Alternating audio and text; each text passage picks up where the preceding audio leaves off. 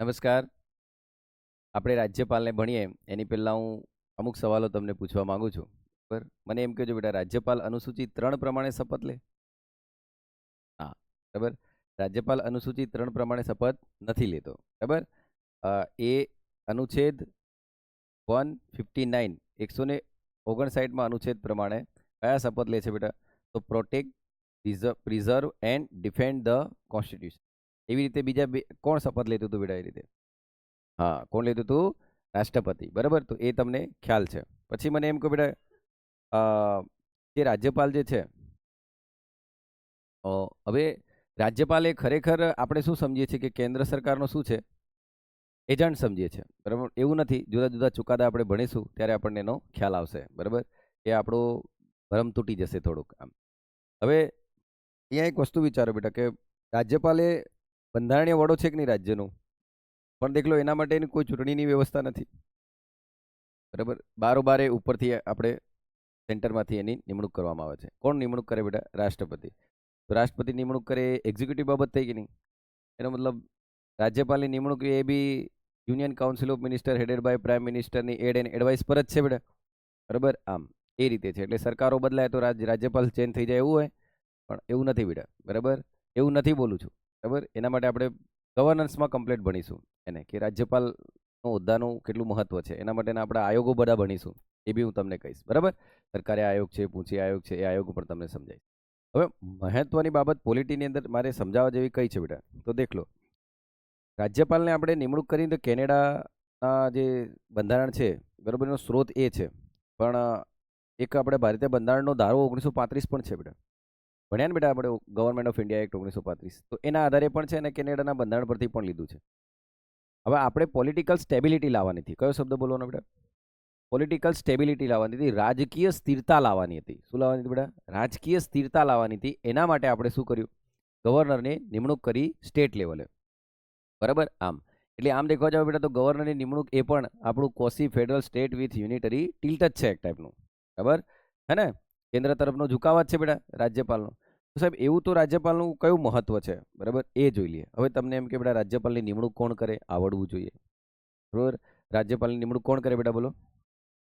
બરાબર? આમ રાજ્યપાલ એ પ્લેઝર ઓફ ધ પ્રેસિડેન્ટ છે કે નહીં? રાષ્ટ્રપતિની જ્યાં સુધી મરજી હોય ત્યાં સુધી. બરાબર? ઓકે. પછી માન લો રાજ્યપાલનો હોદ્દો ખાલી થયો બેટા, તો કોણ બેસે ત્યાં? વડી અદાલતનો ન્યાયાધીશ. બરાબર? કોણ બેસે બેટા? વડી અદાલતનો ન્યાયાધીશ. યાદ રાખજો આ. સમજ્યા? આમ ઓકે. હવે દેખો, આ વ્યક્તિને હટાવવા માટેની રિમૂવલની કોઈ પ્રોસેસ પણ ભારતના બંધારણમાં આપી નથી. બરાબર? આમ એટલે એ પ્લેઝર ઓફ ધ પ્રેસિડેન્ટ જ છે. બરાબર? હવે દેખો, એ કોણ બની શકે બેટા? તો એ ભારતનો નાગરિક હોવો જોઈએ. એની ઉંમર 35 વર્ષ જેટલી હોવી જોઈએ. બરાબર? ઓફિસ ઓફ પ્રોફિટને ગ્રહણ નહીં કરેલો હોવો જોઈએ. હવે મજાની વાત તો અહીં છે બેટા. દેખ લો, આ બધું ભણ્યા બાદ હવે આપણે જે પોલિટીની અંદર જે સમજવાનું છે, જો વાંચવા જેવું તો તમે વાંચી લેશો. બરાબર બેટા? આમ હવે એટલું તો તમને ખબર જ હશે કે રાજ્યપાલ કોણ હોય બેટા. ખ્યાલ છે બેટા એટલો તો? કઈ દરેક રાજ્યમાં એક રાજ્યપાલ હોય ને બેટા? એ એટલું બી ખબર નહીં મળે છે, હે ને? એટલું તો જાણો છો તમે. પણ દેખ લો, અહીંયા બેટા 7મો બંધારણીય સુધારો. કયો બંધારણીય સુધારો બેટા? 7મો બંધારણીય સુધારો. કોણ કરે બેટા બંધારણીય સુધારો? પાર્લામેન્ટ, સંસદ કરે. તો સંસદે 7મો બંધારણીય સુધારો કર્યો અને 7મા બંધારણીય સુધારામાં આ બધી જોગવાઈઓ હતી. એમાં એક જોગવાઈ કઈ હતી ખબર? કે રાજ્યપાલને તમે એક રાજ્યના રાજ્યપાલને તમે બાજુના નજીકના રાજ્યપાલની પણ સત્તા સોંપી શકો છો. અથવા તો નજીકની કોઈ યુનિયન ટેરેટરી હોય. કોણ બેટા? યુનિયન ટેરેટરી એટલે કેન્દ્ર શાસિત પ્રદેશ. એની પણ સત્તા તમે સોંપી શકો છો વહીવટદાર તરીકે. બરાબર? એડમિનિસ્ટ્રેટિવ તરીકે, વહીવટદાર તરીકે. બરાબર? આ બધું ક્યારે એડ થયું બેટા? 7મો બંધારણીય સુધારો 1956માં આવ્યો હતો કે બેટા? હવે તમારું મગજ ચાલવું જોઈએ. આ 7મો બંધારણીય સુધારો એ ખરેખર બેટા રાજ્ય પુનર્ગઠન પંચ પર જ હતું કે નહીં? યાદ આવે? ફઝલ પંચ ને એ બધું હતું. બરાબર? આમ હૃદયનાથ કુંજરુ, કે.એમ. પાણીકર, બરાબર, આ 3 જણ હતા ને બેટા? આમ તો એમાં હતું. તો 7મો બંધારણીય સુધારો થયો હતો. તો અહીંયા રાજ્યપાલને બાજુના રાજ્યનું અથવા કોઈ કેન્દ્ર શાસિત પ્રદેશની સત્તા પણ સોંપી શકાય. ઓકે બેટા? હવે સમજો. તો એટલું દિમાગમાં ચાલ્યું કે ભાઈ પહેલા કેવું હતું કે દરેક રાજ્યમાં શું હોવો જોઈએ? એક રાજ્યપાલ. પણ આ 7મા બંધારણીય સુધારાથી શું કરી દીધું બેટા? બાજુનો રાજ્ય હોય કાં તો કેન્દ્ર શાસિત પ્રદેશનો પણ સત્તા સોંપી શકે. આટલું મગજમાં ઉતરી બેટા. એટલે મેં એ 7મો બંધારણીય સુધારો લખ્યો છે. પણ સાથે સાથે એને ભણી બી લો બેટા. 7મો બંધારણીય સુધારામાં બીજું શું હતું એમ? બરાબર? તો 7મા બંધારણીય સુધારાની અંદર તમે દેખશો બેટા તો બીજી કઈ વસ્તુ તમને દેખાશે તો જોજો, 7મા બંધારણીય સુધારાની અંદર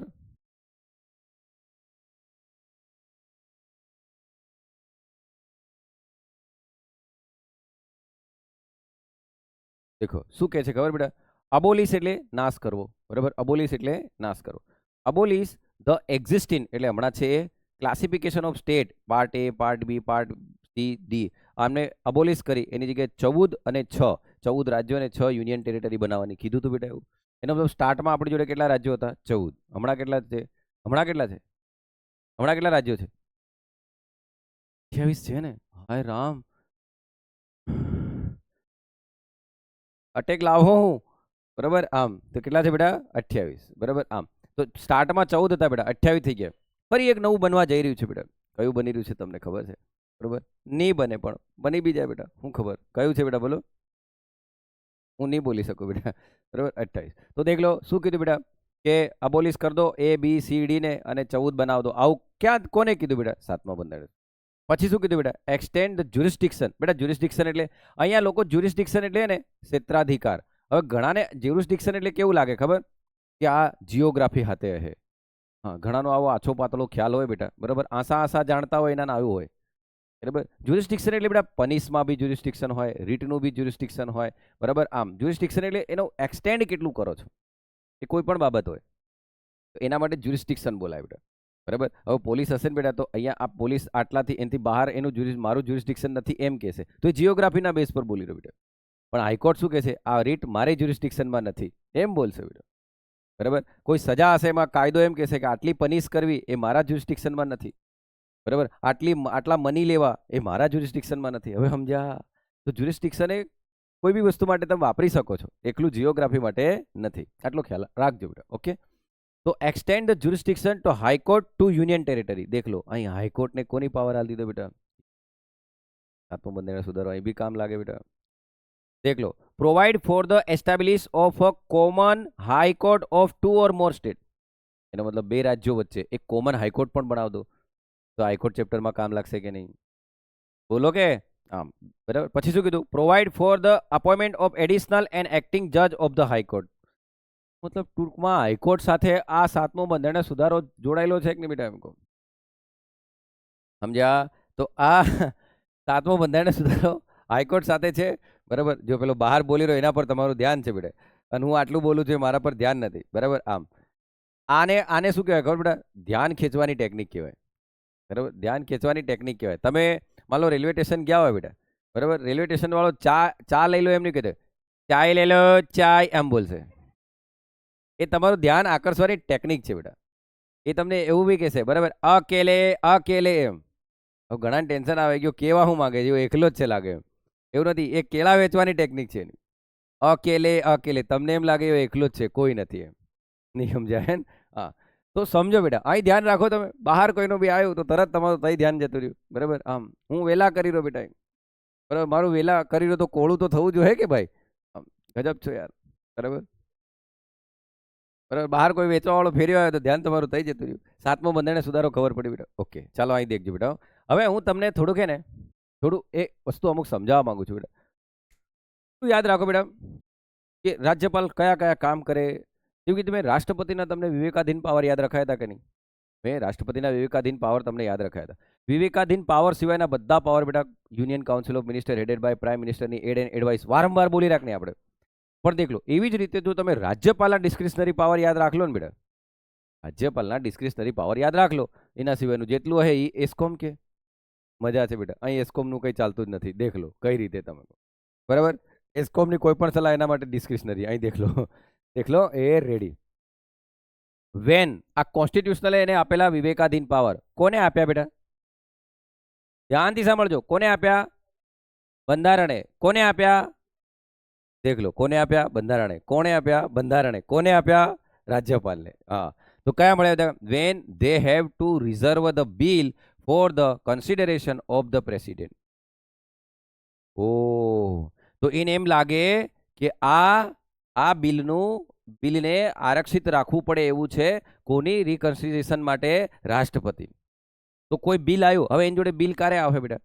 વિધાનસભાએ પાસ કર્યો છે, વિધાન પરિષદે પાસ કર્યો છે, એ પાસ કરીને એની પાસે રાજ્યપાલ પાસે આવ્યું છે, એને એવું લાગે કે આના પર રાષ્ટ્રપતિનું કન્સિડરેશનની જરૂર છે, બરાબર, તો એ બિલ એનો વિવેકાધીન પાવર છે. 200મો અનુચ્છેદ બેટા, 4 ઓપ્શન છે એની પાસે, બરાબર, અને 201માં અનુચ્છેદ પ્રમાણે રાષ્ટ્રપતિ પાસે મોકલ દે. હવે સમજ્યા? આમ તો આ એનો વિવેકાધીન પાવર છે, બરાબર. કયો વિવેકાધીન બેટા? રાષ્ટ્રપતિ જોડે મોકલવાનું હોય તો, બરાબર. એક આ વિવેકાધીન પાવર યાદ રાખ્યો. બીજો કયો? When he has to recommend for president rule in the state. બાપરે બાપ, તો આ કયો અનુચ્છેદ બેટા? 356 છે કે નહીં? એટલે હાવ જ્યારે 356 અનુચ્છેદ વાંચશો બેટા, તો રાજ્યપાલનો કેવો પાવર છે બેટા? ડિસ્ક્રિશનરી, બરાબર. આમ એટલે જ તો મેં તમને કીધું હતું બેટા, રાજ્યપાલને સંતોષ થાય અથવા રાજ્યપાલને એવું કે મને સંતોષ નથી, તો એ સેટિસ્ફાઈડ ક્યારે થાય? બરાબર. આમ તો રાજ્યપાલ કે મને સંતોષ નથી એમ કે તો પણ એ મોકલી શકતો હતો કે નહીં બેટા? એનો કયો પાવર છે બોલો? ડિસ્ક્રિશ. અચ્છા સાહેબ, એનો મતલબ કોઈ પણ રાજ્યની અંદર રાજ્ય કટોકટી, બંધારણીય કટોકટી લાગુ કરવી હોય, બંધારણીય કટોકટી કે રાજ્ય કટોકટી લાગુ કરવું હોય કે રાષ્ટ્રપતિ શાસન લાગુ કરવું હોય, એ 356 જ છે કે નહીં? તો એમાં એ રાજ્યનો, તો આનો કેટલો દુરુપયોગ થયો હોય બેટા? યાદ કરો, SR બોમ્બે કેસ દુરુપયોગ થયો હશે ને બેટા? આમ એનો, હા બેટા, હું ભણી રહ્યા આપણે? રાજ્યપાલના વિવેકાધીન પાવર ભૂલી નહીં જતા હો. હા, નહીં તો પેલે જવાબ આ હિકસે પાછા, પેલું શું હતું, બીજું શું હતું, છેલ્લે ઉપર કોણ હતું એ જ ભૂલી ગયા, બરાબર. આમ દેખ લો, when given additional charge administrative of union territory. બોલો, આ તમને ક્યારે મળ્યું હતું બેટા? 7મો બંધારણીય સુધારો. હવે ખબર પડી સાહેબ, પહેલા 7મો બંધારણીય સુધારો કેમ?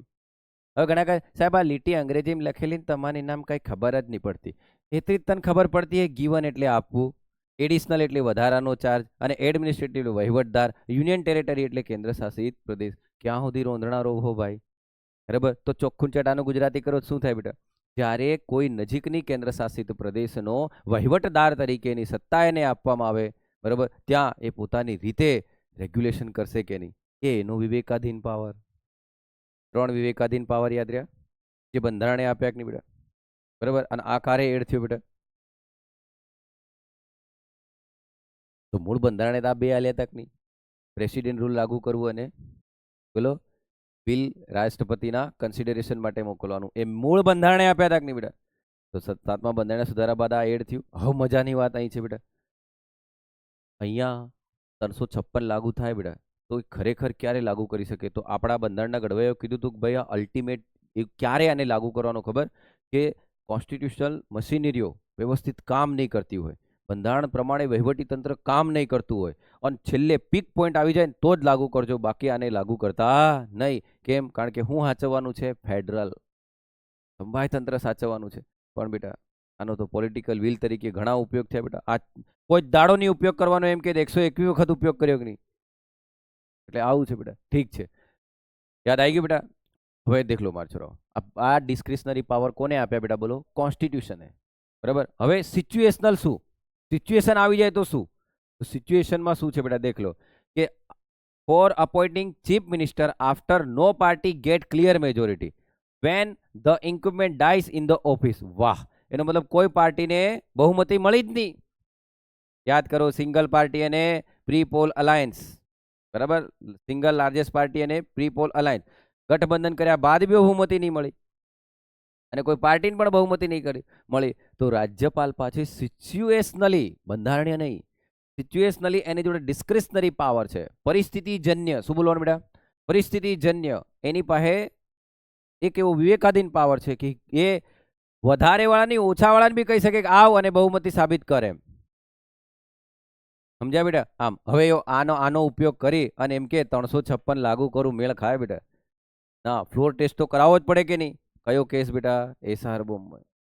બરાબર, ખ્યાલ આવે છે? હવે દિમાગમાં ઉતરે છે વાત? Very good. ચાલો પછી શું કહેતા? Council of minister and inability to prove confidence in the legislative assembly. બેટા વિધાનસભા નો કોન્ફિડન્સ મોશન છે કે નહીં? બોલો, નો કોન્ફિડન્સ મોશન પાસ થઈ ગયો, અવિશ્વાસની દરખાસ્ત પાસ થઈ ગઈ, બહુમતી નથી, ડિઝોલ્વ કરી દે કે નહીં બેટા? ઓકે. પછી શું કહે છે? When he dissolve the assembly it losses it majority. શું કરી શકે બેટા? એનું વિસર્જન. કોનું? બોલો કોનું? એસેમ્બલીની અંદર જે વિધાનસભાના સભ્યો છે એનું બેટા. બરાબર, તો સિચ્યુએશનલી એની જોડે કેટલા ડિસ્ક્રિશનરી છે? 3. અને કોન્સ્ટિટ્યુશનલ પણ કેટલા છે? 3. આના સિવાયના જે બી હોય બેટા એ કેવા?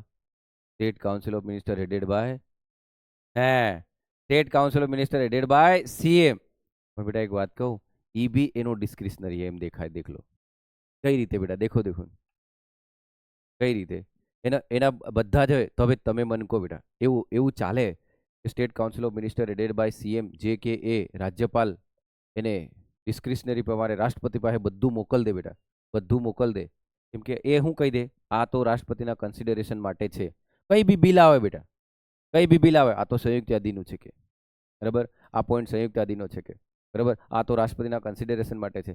રાજ્ય કોઈ દિવસ કાયદો ઘડી શકે ખરો બેટા?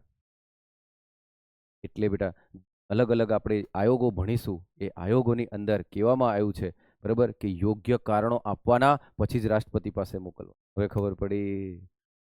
સમજ્યા બેટા? નહીં તો ઉપર અહીંયા સ્ટેટમાં સરકાર બદલાઈ, સેન્ટરમાં સરકાર અલગ, ખતમ બેટા.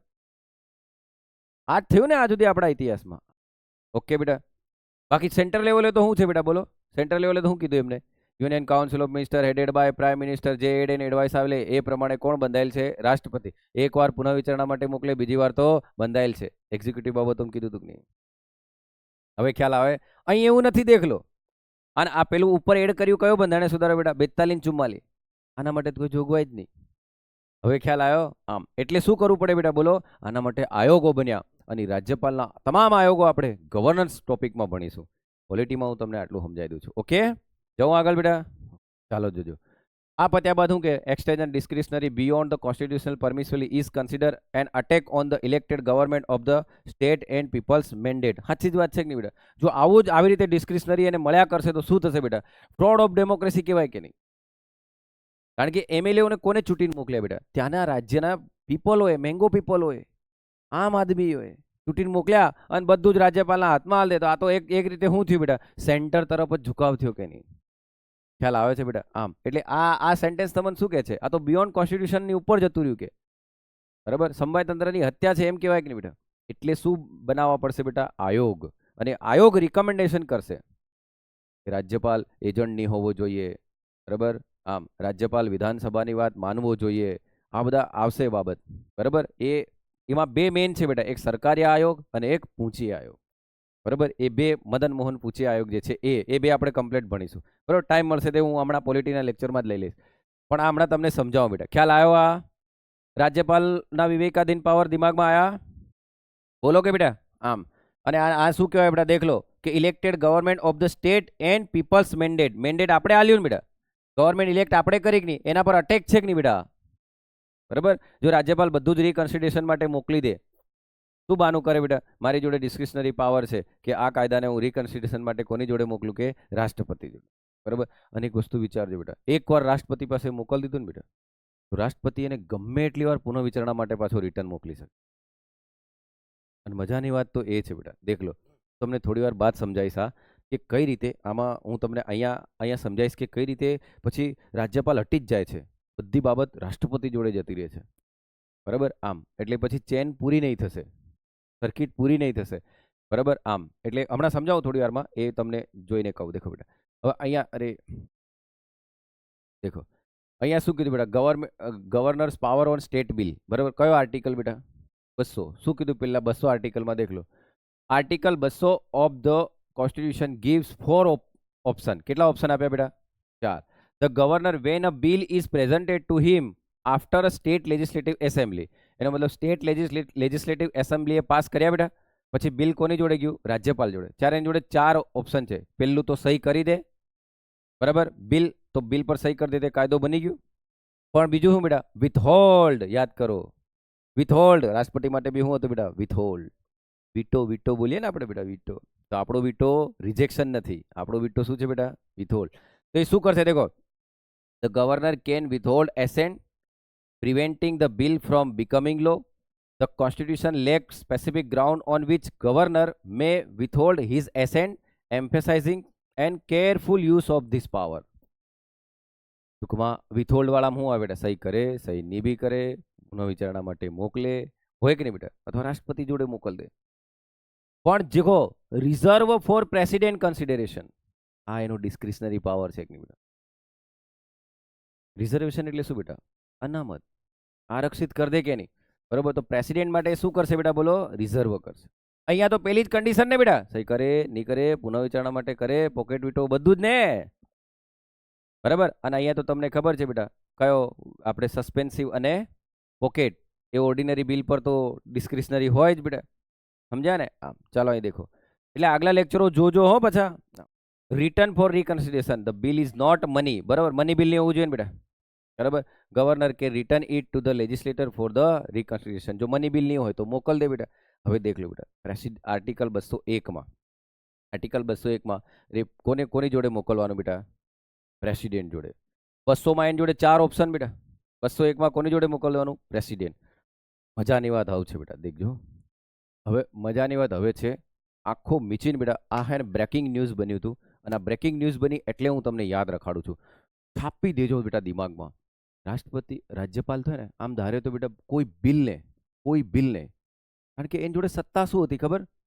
કે મારી જોડે વિવેકાધીન પાવર છે, હું રાષ્ટ્રપતિ જોડે આને મોકલી શકું એમ. તો એને એવું લાગે કે આ બિલ બની જશે કાયદો, અને કાયદો બની જશે તો અહીંયા સ્ટેટ ગવર્મેન્ટ એ સેન્ટરથી સારું કામ કરશે, મોકલ દઉં ઉપર. એજન્ટ તરીકે કામ કરતો હોય તો બેટા, એજન્ટ શબ્દ વપરાય નહીં, સમજો વાતને. એજન્ટ શબ્દ વપરાય નહીં, પણ એજન્ટ તરીકે કામ કરતો હોય તો. એટલે સુપ્રીમ કોર્ટે શું કીધું ખબર? ભાઈ બંધારણે શું કીધું છે ખબર? રાષ્ટ્રપતિ જોડે તમે મોકલો ને, એની કન્ડિશન આટલી જ છે કે આ લેટેસ્ટ ન્યૂઝ બેટા, આ લેટેસ્ટ ન્યૂઝ, રાષ્ટ્રપતિ પાસે મોકલો ને એની કન્ડિશન આટલી જ છે. કેટલી ખબર? પહેલી કન્ડિશન કઈ ખબર? સાંભળજો, પહેલી condition, if the bill violet the constitution. ખતમ. બતાવો બતાવો કે આ બિલ ભારતીય બંધારણનું હનન કરે છે. પહેલી કન્ડિશન, તો જ તમે રાષ્ટ્રપતિ જોડે મોકલો, ના તો બાકી તમે બધા બિલ રાષ્ટ્રપતિ પાસે મોકલ દો. સમજ્યા? અને બંધારણમાં કીધું બી છે બેટા. બરાબર, આમ પણ એ તો પેલો હું વકીલો લોયરો અધ્યયન કરે તો ને બેટા. આમ કે જો એક શું કરે બેટા, બોલો, if the bill violet constitution, પહેલું ખતમ. કોખ નાખજો આજ આ 5-5. ક્યારે મોકલે બેટા? એમ તો ક્યારે મોકલે? જ્યારે એક તો કોન્સ્ટિટ્યુશનનું વાયોલેશન કરે. પ્રિલિમમાં આવે બેટા, એટલી તો બુદ્ધિ ચાલે જ.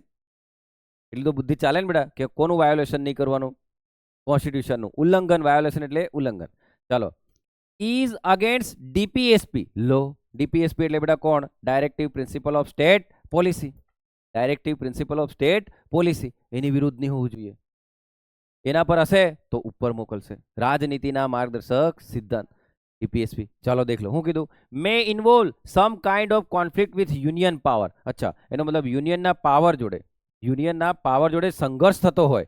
તો સંઘર્ષ ક્યારે થાય બેટા? જ્યારે કોન્કરન્ટ લીડ પર લખે તો ને. તો સંયુક્ત યાદી પર કાયદો કોણ ઘડી શકે? બોલો, સંયુક્ત યાદી પર કેન્દ્ર બી ગણે અને રાજ્ય બી ગણે, અને કોન્ફ્લિક્ટ થાય એવું લાગે તો તમે મોકલજો. ત્રીજી કન્ડિશન આવડી. એટલું આ બ્રેકિંગ ન્યૂઝ બેટા. બરાબર, બ્રેકિંગ ન્યૂઝ શું કે છે? પહેલું કોનું ઉલ્લંઘન થવું જોઈએ બેટા? Violation of Indian constitution. બીજામાં શું બેટા? ડીપીએસપી. ત્રીજામાં શું? જલ્દી બોલો. હા, ત્રીજામાં શું કીધું બેટા? કે જે કોન્ફ્લિક્ટ થાય, એનો મતલબ કોન્ફ્લિક્ટ ક્યારે થાય બેટા? સંયુક્ત યાદી પર કાયદો ઘડે તો. અને આપણે બંધારણમાં ભણ્યા છે કે સંયુક્ત યાદી પર બંને કાયદો ઘડી શકે, અને બંને વચ્ચે જો ઓવરલેપિંગ થાય તો કેન્દ્રનો કાયદો ચડિયાતો રહેશે. બરાબર, આમ ઓકે. ચાલો પછી, against the larger interest of the country and people. Wow, એનો મતલબ જાહેર હિત બેટા. બતાવવાનું પાછું આ હો. હવે આ તો તમે વિચારો બેટા, રાજ્યપાલ આના ડિસ્ક્રિશનરી પાવર પ્રમાણે આ તો જાહેર હિતની વિરુદ્ધ છે એમ કરીને મોકલ દે કે નહીં બેટા? તો બસ સુપ્રીમ કોર્ટ કહેશે કે નહીં, બતાવો તો ખરા ભાઈ, એવો તો કયો લાર્જર પબ્લિક ઇન્ટરેસ્ટ છે? બરાબર, આ તો આના જેવું બેટા કે વરસાદ પડવાનો છે તો બતાવો તો ખરા, કારણો તો ખબર. એટલે કોઝ સામે જવાય, સમજો. મેં કીધું તો બેટા, યાદ કરી દો. એના કોઝિસ સામે જવાશે. તમારે આન્સરેબલ તો રહેવું પડે કે, એવું તો પડે કે ભાઈ, નહીં તો તમે સ્ટેટની જે ઇલેક્ટેડ ગવર્મેન્ટ છે, એની જોડે ફ્રોડ કરી રાખે નહીં. એનો મતલબ કેન્દ્ર તરફ તમે ઝુકાવ લઈ જઈ રહ્યા કે નહીં બેટા? અને આ ઇસ્યુ બેટા વારંવાર થવાના મારછરો. તમે ભણશો, આ કરંટ અફેર્સમાં ઘણી વાર આવશે આ. ઓકે, એટલે આખો મિચીને આપણે સટાસટ આવડવું જ જોઈએ. શું હોવું જોઈએ બેટા? એક તો ડીપીએસપીની વિરુદ્ધ, violation of Indian constitution, conflict થવો જોઈએ યુનિયન લિસ્ટ અને સ્ટેટ લિસ્ટ વચ્ચે. પછી public interest, larger public interest. બરાબર, 4-5 ને નુકસાન થાય એના સારું નહીં. બરાબર, આમ હે ને, લાર્જર પબ્લિક ઇન્ટરેસ્ટ. અને પછી હું કીધું બેટા ખબર? Endanger the position of the high court of the state.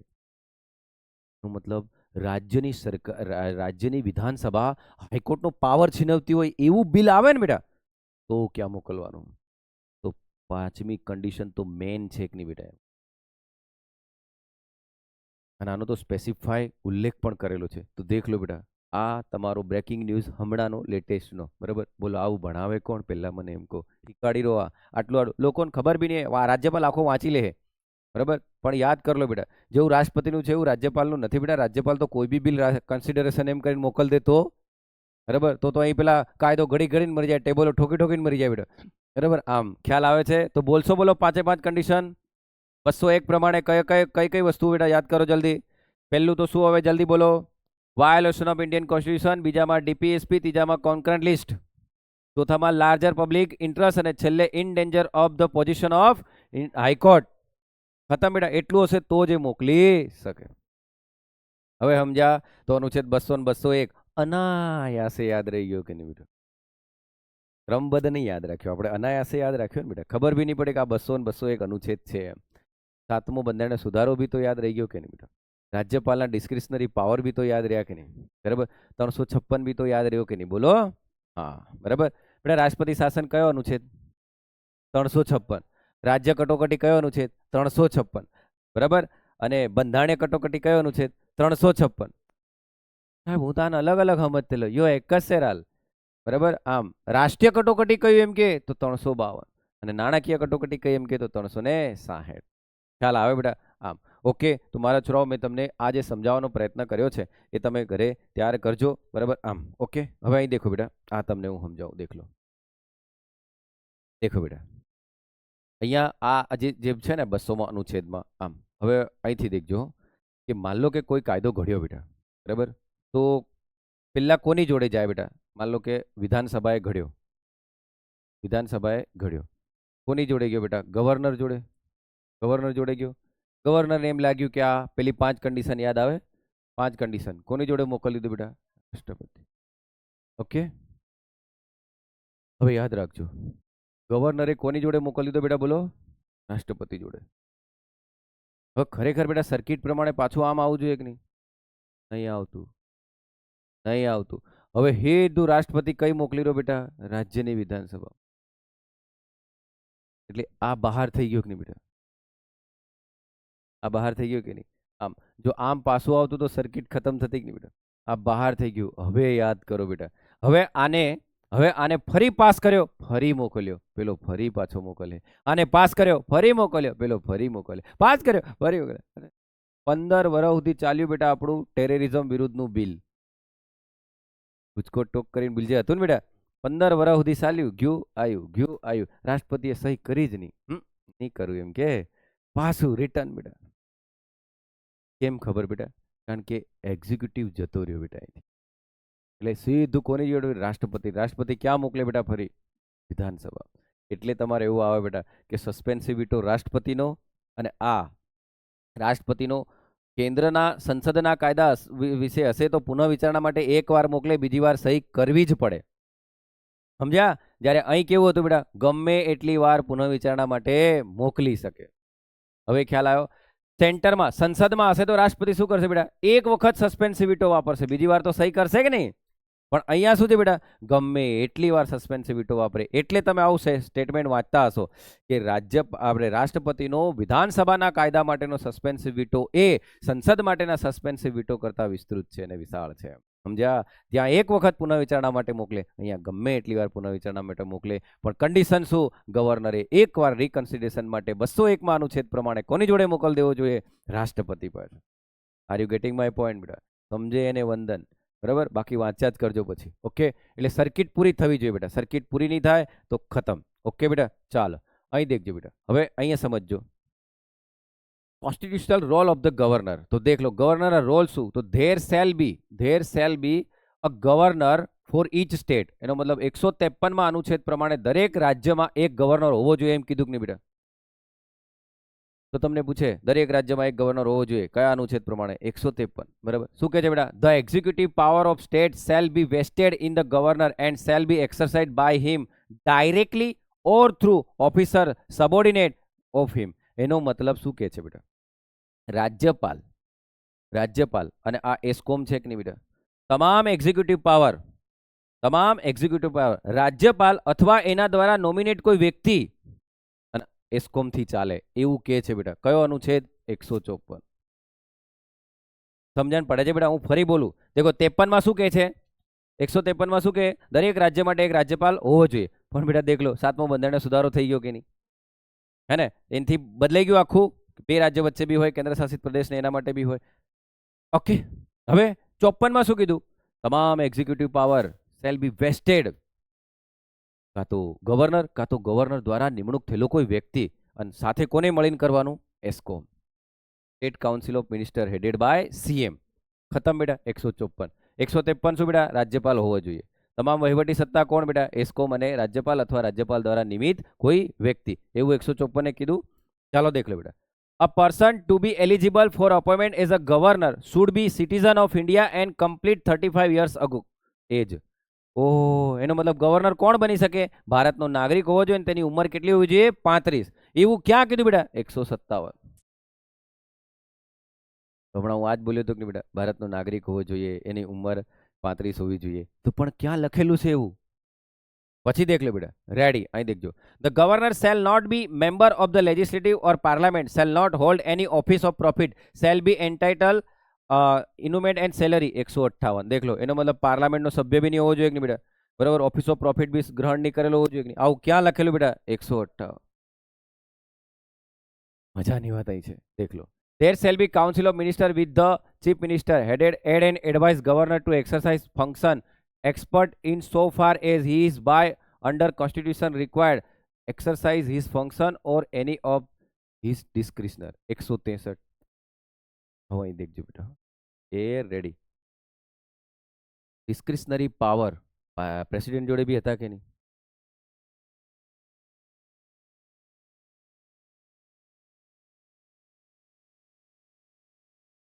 મને બાદ બાકી આવડે બેટા. 13 માંથી 9 જાય તો આવે ને બેટા?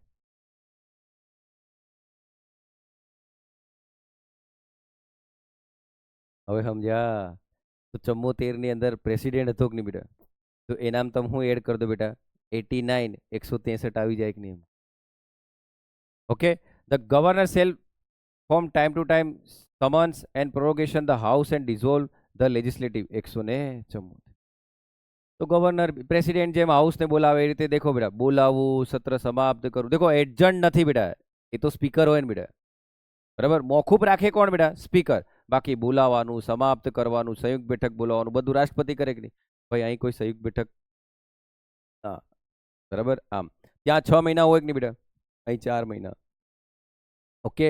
તો આ બધું આ કોણ હતો બેટા? બોલો તો. રાજ્યપાલ. હવે રાજ્યપાલ તમે વાંચજો બેટા.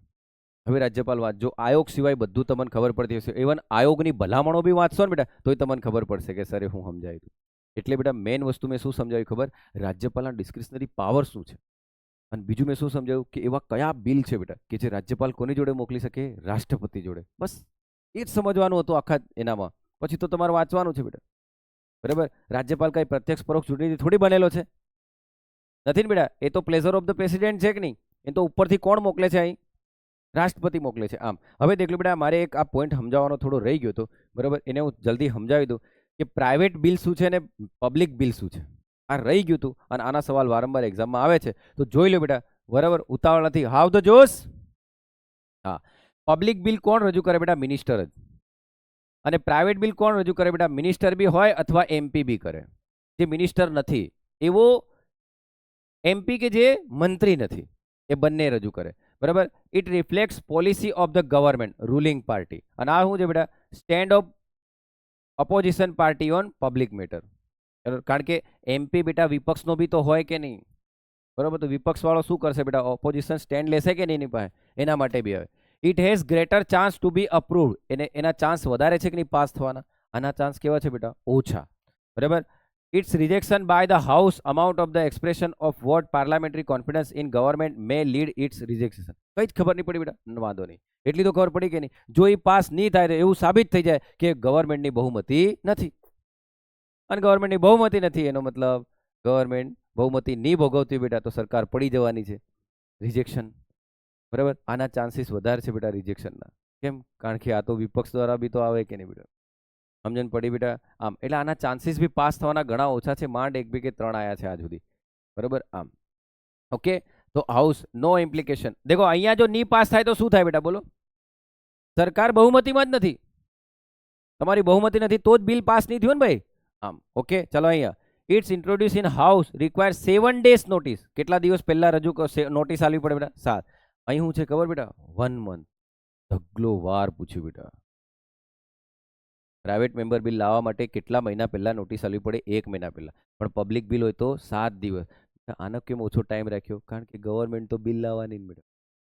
અહીંયા એવું નથી બેટા, અહીંયા એવું નથી કે પ્રાઇવેટ બિલ ગવર્મેન્ટનો એમપી નહીં લાવે, લાવે, બરાબર? આમ પણ બેટા તમને કીધું એમ બેટા, મંત્રી બેટા, મંત્રીમાં પાછો કેબિનેટ બેટા, કેબિનેટમાં કિશન કેબિનેટ હોય કે નહીં, સમજ્યા બેટા? એટલે બીજો જે મંત્રી નહીં હોય એવો એમપી બી, હવે માન લો બીજેપીનો કોઈ એમપી છે બેટા, બીજેપીનો કોઈ એમપી છે જે મંત્રી નથી અને એની ઈચ્છા થઈ જાય કે ભાઈ મારે આ બિલ લાવવું છે, બરાબર? આમ તો પેલા કે ભાઈ આ પાવર કેબિનેટ જોડે છે, બે કે પાર્ટીની વિરુદ્ધ નહીં જવાય, તારી ઈચ્છા હોય તો મને કહી દે, હું મંત્રીને કહી દે, મંત્રી રજૂ કરી દે. હવે સમજ્યા?